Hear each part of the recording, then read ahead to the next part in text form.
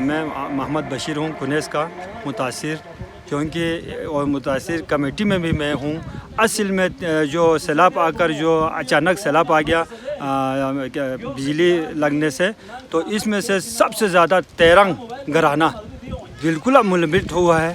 اس کے بعد جو 32 گھرانہ ہے اس میں سب بہنے کا قابل ہی نہیں ہے، اور اس میں سے 19 گھر جزوی طور پر خراب ہے۔ ٹوٹل یہ گھر ہے، اس کے علاوہ کوئی بھی گھر نہیں ہے۔ جو ابھی 110 105 اگر چڑھائے تو بھی غلط چڑھایا ہوا ہے۔ اگر جو متاثر جو اصل متاثر کو حقوق نہیں مل رہے ہیں، جو جزوی طور پر جو گھر گئے ہیں ان کو اور جو بالکل خراب ہو گیا ان کو برابر مل رہا ہے، نہیں ملنا چاہیے۔ جزوی ہو گیا اس کو سامان بھی ملا، اس کا ہر چیز ملا ہوا ہے۔ جو بالکل غرق ہو گیا اس کا ایک کپڑا بھی نہیں ملا، اس جو پہن کر آیا ہے وہی کپڑا اس کو ملا ہے۔ تو آج ادھر یہی ہو رہا ہے، جو حقدار کو نہیں ملتے ہیں، جو ادھر سے تقسیم ہوتا ہے۔ اگر آپ NGO والے کوئی بھی آئے تو جو حقدار کو سامنے راشن دے کر آپ لوگ ایشو کر کے خود ایشو کر کے چلے جائیں، تاکہ حقدار کو راشن مل سکے۔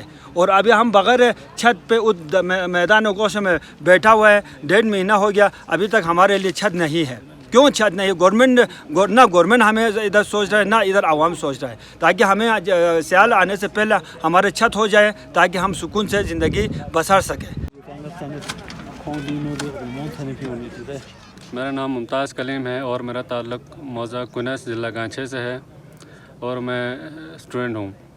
حالیہ جو سیلاب آیا موضع کنیز ضلع گانچھے میں، اس کے وجہ سے جو متاثرین لوگ متاثر ہوئے اور آج تک وہ بے گھر ہیں، اور ان میں سب سے جو ان کی میجر جو فیکٹر ہے متاثرین کی پرابلمس کا، وہ یہ ہے کہ ان کی ریہیبلیٹیشن کا ہے۔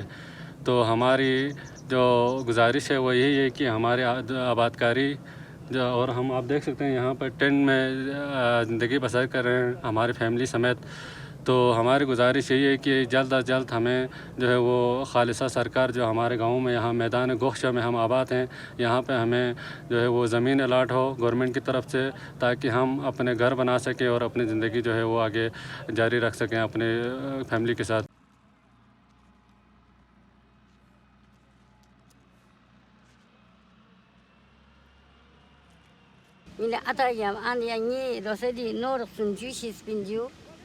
میں کنیز خپلو کی رہنے والی ہوں۔ میں اپنے گھر میں اپنی ایک بیٹی کے ساتھ رہتی تھی۔ میرا شوہر کافی پہلے انتقال کر چکا ہے اور کوئی نہیں گھر میں میری بیٹی کے سوا۔ گزشتہ دنوں جب سیلاب آیا تو میں اور بیٹی گھر پہ تھیں۔ باہر علاقے کے لوگوں نے کافی شور مچایا۔ میں نے باہر آ کر دیکھا تو اوپر سے پانی آ رہا تھا۔ پھر میں اپنی بیٹی کو لے کر دور بھاگ گئی۔ میرے گھر میں 30 جانور تھے جن میں سے گھر کی ضروریات پوری کرتی تھی۔ سیلاب کی وجہ سے سب جانور ڈوب کر مر گئے۔ گھر کی حالت ابھی آپ لوگوں نے دیکھی۔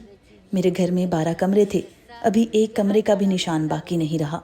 گزشتہ کئی دنوں سے میں کسی اور کے گھر رہ رہی ہوں۔ بس اب کیا کر سکتی ہوں؟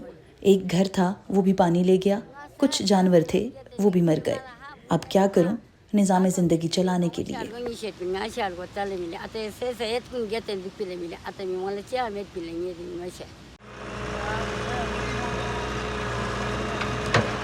میرا نام محمد کاظم ہے سر۔ 29 اگست کو آیا تھا سر، اس دن ہم نماز کے لیے گیا تھا سر۔ نماز پڑھ کے ہم لوگ واپس آتے ہی ادھر گھر پہنچتے ہی اسی ٹائم پر یہ فلٹ آ گیا سر جی۔ سارے بچے وغیرہ بھاگ گیا آس پاس میں، کوئی اوپر تھا کوئی ادھر تھا۔